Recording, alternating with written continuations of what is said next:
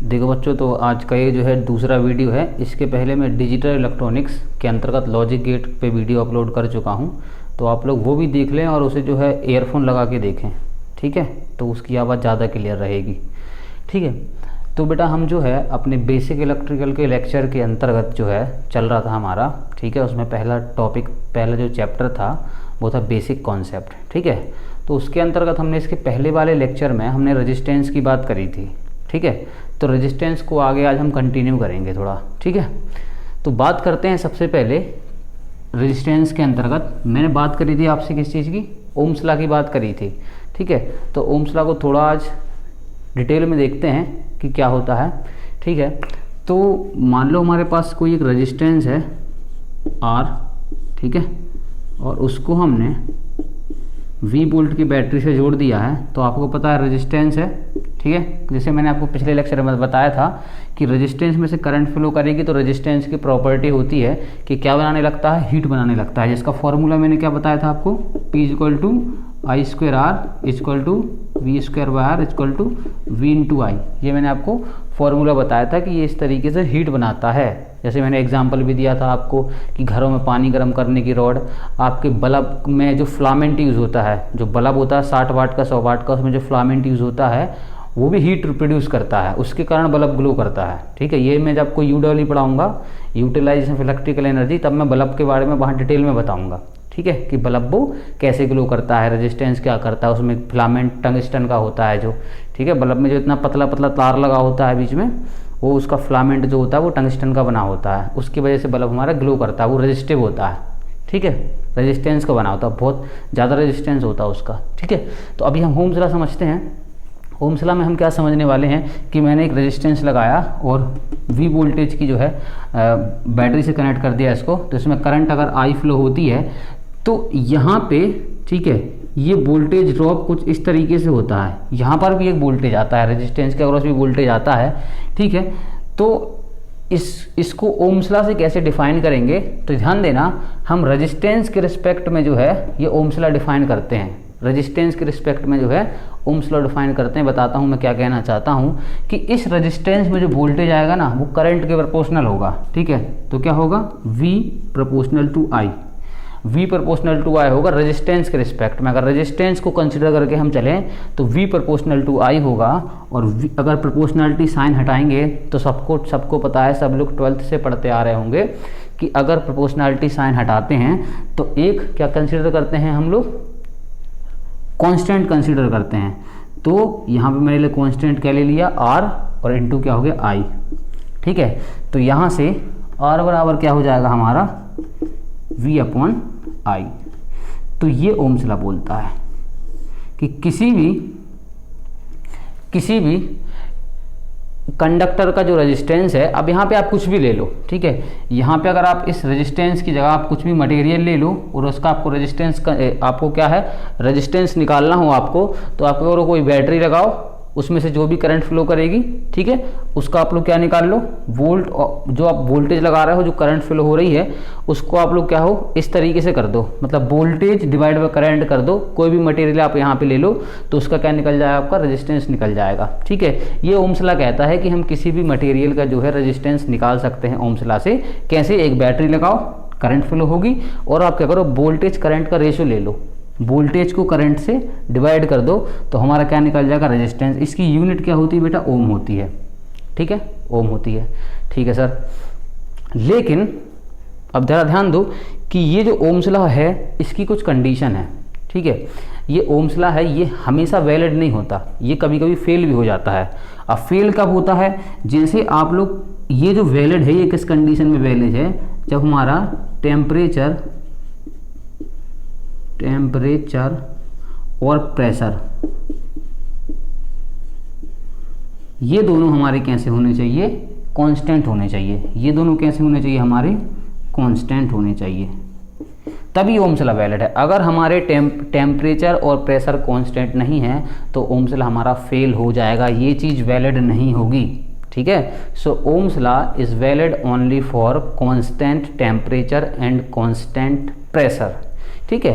तो इस तरीके से हमारा ओम्स लॉ डिफाइन होता है, ठीक है। इंपॉर्टेंट है ये चीज़, जो बच्चे पहली बार देख रहे हैं तो आपको ये चीज़, ये वाला फॉर्मूला और ये वाला फॉर्मूला आपको याद रखना है कि रेजिस्टेंस कैसे निकालते हैं और वोल्टेज कैसे निकालते हैं किसी रेजिस्टेंस के अक्रॉस, ठीक है। बेसिकली ओम्स लॉ क्या कहता है हमसे, ओम्स लॉ ये कहता है कि भाई आपको रेजिस्टेंस निकालना है तो एक आप बैटरी लगाइए, ठीक है, जो करंट फ्लो करेगी, तो आप रेशो ले लीजिए वोल्टेज बाय करंट, तो आपका क्या निकल जाएगा, रेजिस्टेंस निकल जाएगा, ठीक है।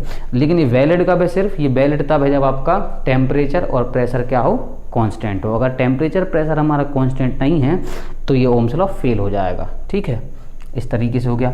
तो एक तरीका तो ये हो गया रेजिस्टेंस को डिफाइन करने का कि भाई अगर आपको रेजिस्टेंस निकालना है, ठीक है, तो आप इस तरीके से निकाल सकते हो। और कैसे निकाल सकते हो, और भी रेजिस्टेंस किसी चीज़ पर डिपेंड करता है, ठीक है। रेजिस्टेंस का एक और फॉर्मूला होता है, वो मैं आपको बताता हूँ कि रेजिस्टेंस का कौन सा फॉर्मूला होता है। ये ओम्स लॉ से डिफाइन हो गया रेजिस्टेंस, ठीक है। अब जरा देखो, ओम्स लॉ से डिफाइन हो गया। अब क्या है कि जो रेजिस्टेंस होता है वो प्रोपोर्शनल होता है लेंथ के, और प्रोपोर्शनल होता है लेंथ के और एरिया के। बाई चांस अगर मैं यहाँ पे कोई ये मैंने मटेरियल ले लिया, ठीक है, कोई भी मटेरियल ले लिया, इसकी लेंथ ये है, ठीक है, और इसका एरिया इधर पे जो वाला ये वाला है, इसको बोलते हैं क्रॉस सेक्शनल एरिया, ये इसका ए है, ठीक है। तो रेजिस्टेंस ऐसे डिफाइन होगा, ठीक है। इसका मतलब ये है कि रेजिस्टेंस किसके प्रोपोर्शनल है, लेंथ के, ठीक है, और किसके इनवर्सली प्रोपोर्शनल है, एरिया के। मतलब ये है कि अगर आप लेंथ को बढ़ाओगे तो रेजिस्टेंस भी बढ़ेगा, ठीक है, और अगर आप एरिया को बढ़ाओगे तो रेजिस्टेंस घटेगा, ठीक है। तो प्रोपोर्शनलिटी का साइन हटाते हैं तो क्या हो जाएगा हमारा, R इक्वल टू रो, एक कांस्टेंट ले लिया हमने, ये हो गया L/A, ठीक है। तो इस तरीके से रेजिस्टेंस की हमारी डिपेंडेंसी होती है। अगर हम फिजिकल क्वांटिटी के रूप में अगर इसको देखें, फिजिकल क्वांटिटी की डिपेंडेंसी देखें, तो रेजिस्टेंस किस पे डिपेंड करता है, ठीक है, लेंथ पे और एरिया पे। किस पे डिपेंड करता है, लेंथ पे और एरिया पे डिपेंड करता है। जिस मटेरियल, अगर किसी चीज़ की लेंथ मान लो ये इतनी है, पेन है, ठीक है, तो इसका जो रेजिस्टेंस होगा वो वाइजस 5 ओम है, तो इतना और मैं लेंथ इसमें ऐड कर दूं तो इसका रेजिस्टेंस कितना हो जाएगा, 10 ओम हो जाएगा। तो जैसे जैसे आप लेंथ बढ़ाते जाओगे, किसी भी चीज़ की, किसी वायर की लेंथ बढ़ाते जाओगे तो उसका क्या हो जाएगा, मतलब उतना और आप लेंथ इंक्रीज करते जाओ, ठीक है। जैसे यही पेन है, इस पेन में मैं इतना ही पेन और जोड़ दूँ तो इसका रेजिस्टेंस क्या हो जाएगा, बढ़ जाएगा, ठीक है। और अगर आप एरिया का करोगे, उसका एरिया आपने किसी चीज़ का बढ़ा दिया, ठीक है, तो रेजिस्टेंस का क्या हो जाएगा, कम हो जाएगा। इस फॉर्मूले से ही हम साफ साफ देख सकते हैं कि रेजिस्टेंस लेंथ बढ़ाने पे क्या होगा, बढ़ेगा, और एरिया बढ़ाने पे क्या होगा, घटेगा, ठीक है। तो इस तरीके से हम लोग यहाँ पे रेजिस्टेंस को देख सकते हैं, ठीक है। अब ये जो चीज़ है, ठीक है, ये कांस्टेंट है। जी अब मैंने आपको पहले बताया कि रेजिस्टेंस जो प्रोपोर्शनलिटी हमने साइन हटाया है, उसको हटाने के बाद मैंने रेजिस्टिविटी यहाँ पे कंसिडर करी है। तो किसी भी मटेरियल की जो रेजिस्टिविटी होती है वो कांस्टेंट होती है। कॉपर की कांस्टेंट होती है, एल्यूमिनियम की कांस्टेंट होती है, ठीक है। और ये एग्जाम में क्वेश्चन पूछ लिया जाता है कि कॉपर की बताओ रेजिस्टिविटी कितनी होती है, ठीक है, एल्यूमिनियम की रेजिस्टिविटी कितनी होती है। ये इस प्रकार के कुछ फैक्चुअल क्वेश्चन हैं, ठीक है। ये फैक्चुअल क्वेश्चन पूछ ले जाते हैं, इनको बोलते रटने वाले क्वेश्चन। अगर आपको पता है तो ठीक है, बनेंगे, नहीं तो नहीं बनेंगे, ठीक है। तो ये चीज़ हमारा हो गया, ठीक है। तो रेजिस्टेंस ऐसे भी डिफाइन होता है, क्या, रो L/A। एक चीज़ और यहाँ पे इंपॉर्टेंट है जो SSC जेई में, कई बार बहुत सारे जेई में इसको पूछा जा चुका है, ठीक है। तो वो क्या है, इसकी यूनिट पूछी जाती है। इसकी यूनिट किसकी, रेजिस्टिविटी की यूनिट हमसे पूछी जाती है। तो रेजिस्टिविटी की यूनिट हम कैसे निकालेंगे, इधर देखो जरा ऊपर, तो क्या हो जाएगा, रो इक्वल टू हो जाएगा, क्या हो जाएगा, R/A, ठीक है, divide by L। R/A divide by क्या हो जाएगा, L हो जाएगा, ठीक है। तो कैसे निकालेंगे इसकी यूनिट, अब जरा देखो आप, तो रो इक्वल टू क्या हो जाएगा, ध्यान दो, रो इक्वल टू हो जाएगा आपका क्या, रो इक्वल टू क्या हो जाएगा आपका, ठीक है। इसकी यूनिट क्या होगी, ओम, इसकी यूनिट क्या होगी, एरिया के मीटर स्क्वायर, ठीक है, और लेंथ की यूनिट क्या होगी, मीटर। सो मीटर से मीटर कैंसिल, तो रेजिस्टिविटी की यूनिट क्या आ गई आपकी, ओम मीटर। ये बहुत इंपॉर्टेंट जो रिजल्ट निकल के आया कि इसकी यूनिट क्या है, इसकी यूनिट क्या है भैया, ओम मीटर। कई बार कई सारे जेई ने ये पूछ रखा है, एसएससी जेई ने भी शायद पिछली बार पूछा था ये क्वेश्चन, ठीक है। तो आपकी रजिस्टिविटी की यूनिट क्या हो गई, आपकी ओम मीटर हो गई रजिस्टिविटी की यूनिट, ठीक है बेटा। अब अगर हम रजिस्टिविटी की बात करें, ठीक है, तो रजिस्टिविटी को एक नाम से और बुलाया जाता है, रो को क्या बोलते हैं हम लोग, रो को बोलते हैं रजिस्टिविटी, ठीक है। इसको एक नाम से और बोला जाता है, इसे बोला जाता है, इसका दूसरा नाम है स्पेसिफिक रेजिस्टेंस, स्पेसिफिक रेजिस्टेंस। तो रजिस्टिविटी को जो है हम या तो रजिस्टिविटी बोलते हैं, या दूसरा नाम इसका क्या है, स्पेसिफिक रेजिस्टेंस इसका दूसरा नाम है, ठीक है बेटा। इतना क्लियर हुआ। इसकी यूनिट बहुत इंपॉर्टेंट है, इसकी यूनिट कई बार जेई में पूछ ली जाती है। अच्छा, एक चीज़ और पूछ लिया जाता है यहाँ से, ठीक है। अब अगर ध्यान से हम देखें, भले ये कांस्टेंट है, भले रजिस्टिविटी हर मटेरियल के लिए कांस्टेंट है, लेकिन जिस मटेरियल की, मान लो कॉपर की रजिस्टिविटी कैसी है, ज़्यादा है, ठीक है, या एल्यूमिनियम की ज़्यादा है, तो जिस मटेरियल की रजिस्टिविटी जितनी ज़्यादा होगी उसका रेजिस्टेंस भी उतना क्या होगा, ज़्यादा होगा, ठीक है। तो इस तरीके से हर मटेरियल की रजिस्टिविटी अलग अलग है, ठीक है, इसीलिए रजिस्टिविटी के अकॉर्डिंग उनका रेजिस्टेंस भी क्या होता है, बदलता है, ठीक है। तो जैसे कॉपर की रजिस्टिविटी अलग है तो कॉपर मटेरियल का अलग रेजिस्टेंस होगा, ठीक, अकॉर्डिंग टू रजिस्टिविटी, ठीक है। सिल्वर का अलग होगा, ठीक है। इस तरीके से हमारा रजिस्टिविटी, ठीक है, रजिस्टिविटी पे क्या होगा, रेजिस्टेंस भी डिपेंड करेगा, लेकिन अलग अलग मटेरियल के लिए, ठीक है। इतना हो गया, ठीक है सर, इतना हो गया। अब इसका एक उल्टा होता है, रजिस्टिविटी का उल्टा क्या होता है हमारा, कंडक्टिविटी, ठीक है। कंडक्टिविटी को कैसे लिख सकते हैं हम लोग, मैं बता रहा हूं आपको।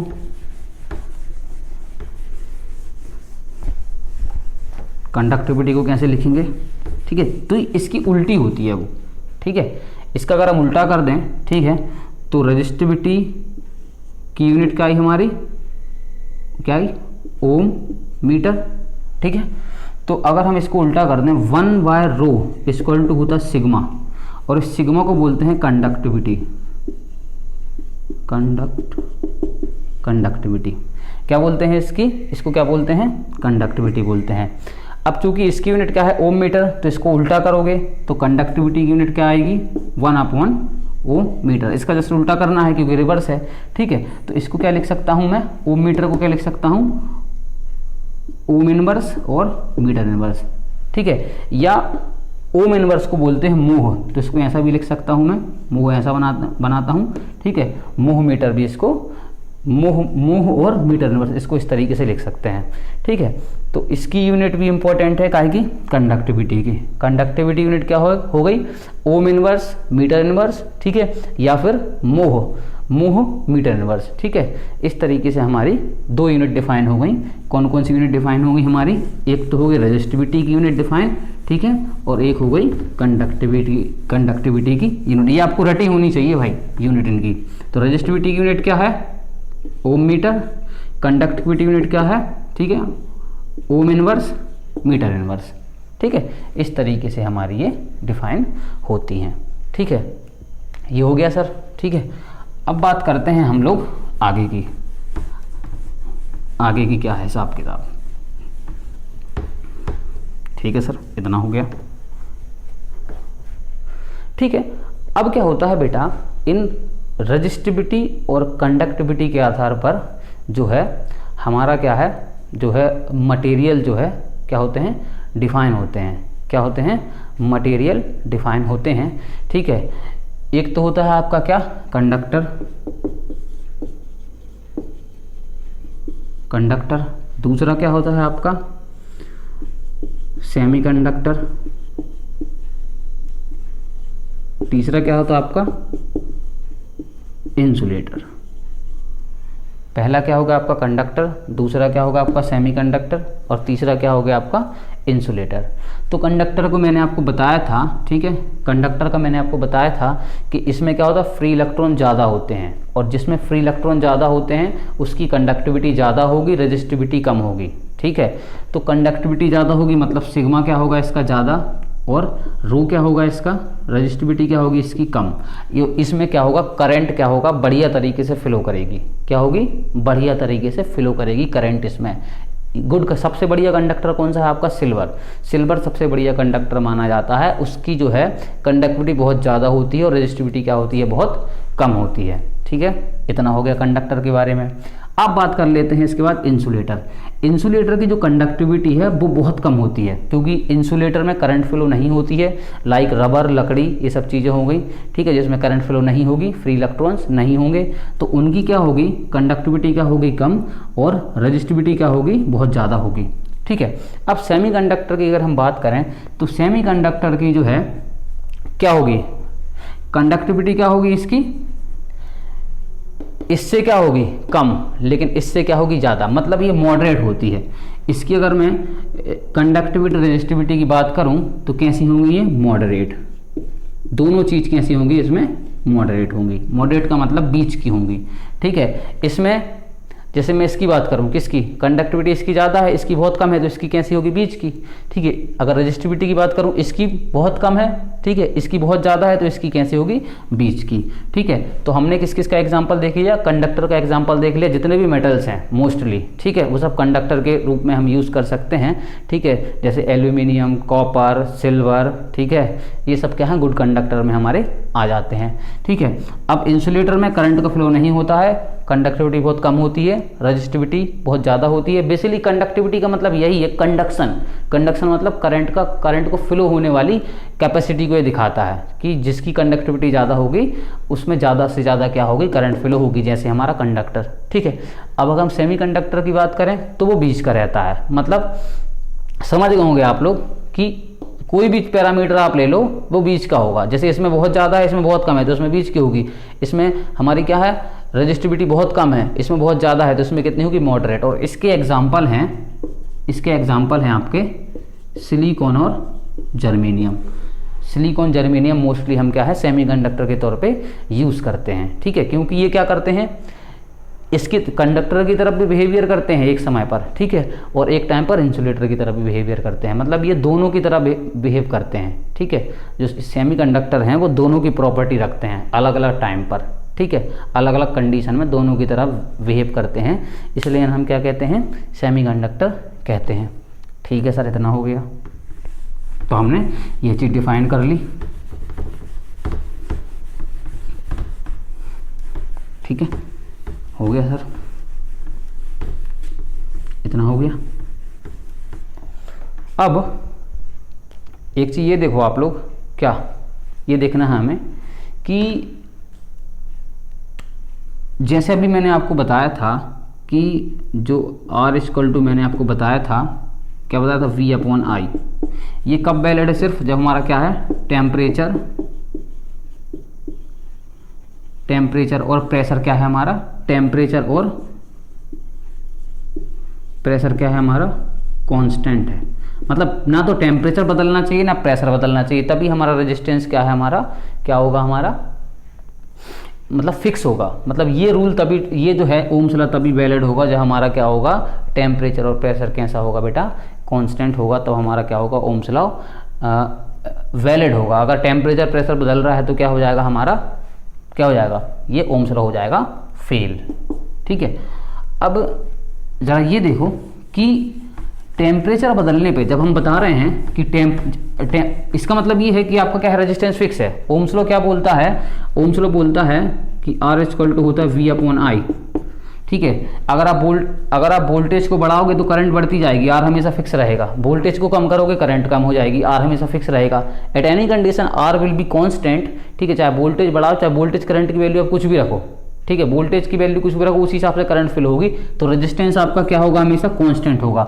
वाइल कब होगा? जब आपका टेम्परेचर और प्रेशर क्या है? आपका कांस्टेंट है। ठीक है सर, इतना भी हो गया। लेकिन अब हम ये पता करते हैं कि टेम्परेचर के बदलने से क्या होता है, किसके टेम्परेचर पे कैसा असर पड़ता है। ठीक है, तो अगर हम बात करें कि टेम्परेचर को अगर हम बढ़ाते हैं, ठीक है, अगर हम टेम्परेचर को इंक्रीज करेंगे तो कंडक्टर के केस में देखो, टेम्परेचर को बढ़ाओगे आप ना जैसे, तो किसी भी मटेरियल का जो है अंदर का स्ट्रक्चर क्या हो जाएगा, चेंज हो जाएगा। चाहे टेम्परेचर को बढ़ाओ चाहे प्रेशर को बढ़ाओ, तो उसका मोलिकुलर स्ट्रक्चर क्या हो जाएगा, आणविक स्ट्रक्चर क्या हो जाएगा, आणविक संरचना क्या हो जाएगी, वो बदल जाएगी, जिससे उसकी क्या हो जाएगी, रजिस्टिविटी बदल सकती है, ठीक है, एरिया बदल सकता है, लेंथ बदल सकती है, मतलब उसके फिजिकल डायमेंशन कैसे हो जाएंगे, चेंज हो जाएंगे, ठीक है। तो इस तरीके से हमारा क्या, उसका रेजिस्टेंस क्या हो जाएगा, बदलेगा, ठीक है। तो अब बदलेगा तो ये अलग अलग मटेरियल के लिए फिक्स है, ठीक है। तो जैसे अगर हम टेम्परेचर को इंक्रीज करते हैं, किसके केस में, कंडक्टर के केस में, तो रेजिस्टेंस क्या हो जाता है, हमारा बढ़ जाता है। अगर टेम्परेचर को, ये बहुत इंपॉर्टेंट चीज़ें बता रहा हूँ मैं, ये मतलब एग्जाम में आती हैं ये, ठीक है। जैसे अगर हम टेम्परेचर को बढ़ा रहे हैं तो आपका रेजिस्टेंस बढ़ेगा हमेशा, किसके लिए, कंडक्टर के केस में, ठीक है। अगर हम बात करें टेम्परेचर को बढ़ाएंगे किसके केस में, सेमीकंडक्टर के केस में,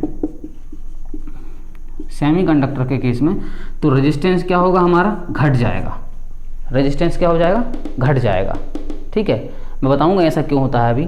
अगर हम इंसुलेटर के केस की बात करेंगे, अगर हम टेम्परेचर को बढ़ाएंगे तो बात किसकी करेंगे, इंसुलेटर की बात करेंगे, ठीक है। इंसुलेटर की अगर हम बात करेंगे तो हमारा रेजिस्टेंस क्या हो जाएगा, घट जाएगा, ठीक है। तो टेम्परेचर को अगर हम बढ़ाएंगे तो रेजिस्टेंस बढ़ेगा कंडक्टर का, ठीक है। अगर टेम्परेचर को बढ़ाएंगे तो सेमीकंडक्टर और इंसुलेटर का क्या होगा, हमारा रेजिस्टेंस कम हो जाएगा। अब इसको टेक्निकली कैसे बोलते हैं, एग्जाम में यही पूछ लिया जाता है कि अगर हम कंडक्टर का टेम्परेचर बढ़ाएं तो रेजिस्टेंस क्या होगा, बढ़ेगा कि घटेगा। पूछ लेगा सेमीकंडक्टर का बढ़ाएं तो बढ़ेगा घटेगा क्या होगा, आपको आंसर देना होगा, या इसका पूछ लेगा इंसुलेटर का, ठीक है।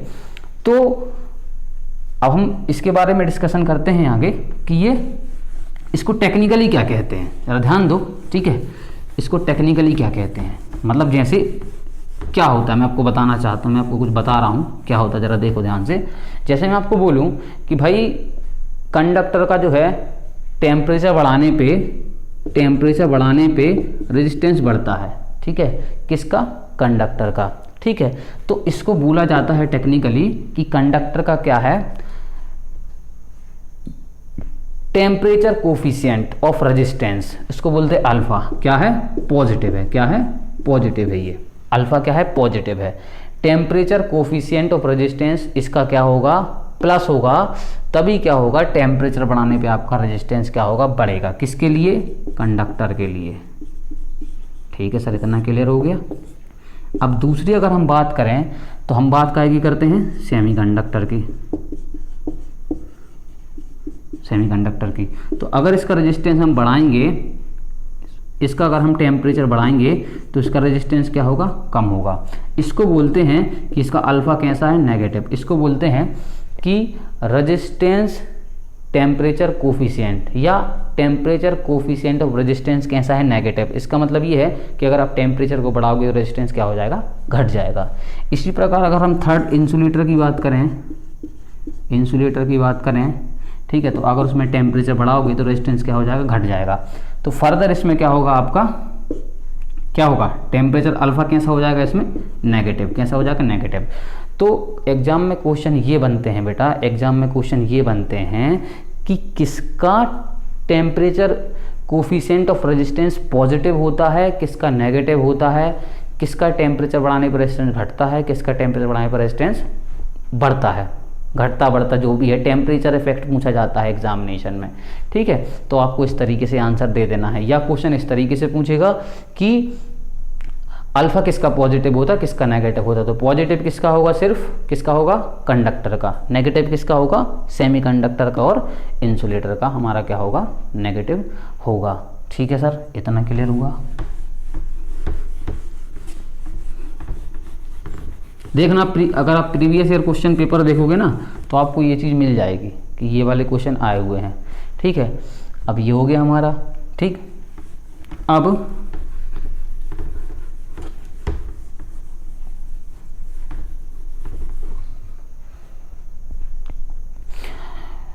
तो एक बात बता दूं, जो रेजिस्टेंस है, ठीक है, तो रेजिस्टेंस ये क्या है, पावर डिसिपेशन के लिए जिम्मेदार है। मतलब मैंने आपको पहले भी बताया है कि रेजिस्टेंस क्या करता है, अगर हम इसमें सप्लाई लगा दें तो क्या करता है, इसमें करंट फ्लो होती है, ये रेजिस्टेंस हो गया इसका। तो P इक्वल टू क्या लिख सकते हैं फॉर्मूला, I²R।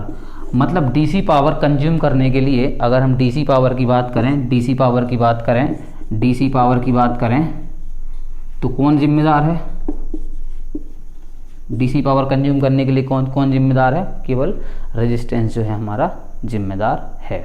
ठीक है, तो अब देखो क्या है कि अभी जो मैंने आपको अल्फ़ा बताया ना कि अल्फ़ा क्या है, और टेम्परेचर बढ़ाने पे किसका टेम्परेचर कितना हो जाएगा, मान लो टेम्परेचर हमने इतना बढ़ाया तो रेजिस्टेंस किसका कितना हो जाएगा, मान लो इतने डिग्री टेम्परेचर बढ़ाया, ठीक है, तो कॉपर का रेजिस्टेंस कितना बढ़ जाएगा, या टेम्परेचर हमने बढ़ाया तो क्या होगा, मतलब उसकी पूरी एनालिसिस होती है, क्या होती है उसका पूरा न्यूमेरिकल कैलकुलेशन होता है, और उससे भी कभी कभी न्यूमेरिकल हमारे एग्जाम में बन जाते हैं। तो उसकी एनालिसिस पे मैं अलग से वीडियो लाऊंगा, ठीक है, उसकी एनालिसिस पे पूरा वीडियो अलग से रहेगा।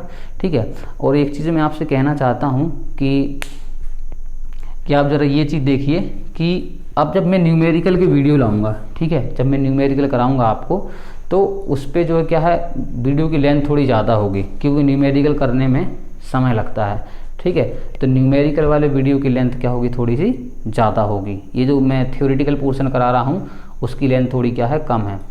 एक चीज़ और मैं आपको बता दूं कि ये जो मैं पढ़ा रहा हूँ, ये जो आपके थ्योरेटिकल कॉन्सेप्ट बता रहा हूँ सारी चीज़ों के, ये पूरे आए हुए क्वेश्चन हैं। ठीक है, जैसे मैंने आपको बताया रेजिस्टिविटी की यूनिट क्या है, कंडक्टिविटी की यूनिट क्या है, किसका अल्फा पॉजिटिव है, किसका अल्फा नेगेटिव है, टेम्परेचर बढ़ाने पे किसका रेजिस्टेंस बढ़ेगा, किसका घटेगा, ये सब आए हुए क्वेश्चन है प्रीवियस ईयर में। ठीक है, आप किसी भी बुक से आप सॉल्व करेंगे तो आपको पता चलेगा कि सर ज़्यादातर चीज़ें वही डिस्कस करते हैं जो बहुत ज़्यादा इंपॉर्टेंट है। ठीक है, और हम जो पढ़ेंगे उसमें से मैक्सिमम आपको पेपर में देखने को मिलेगा।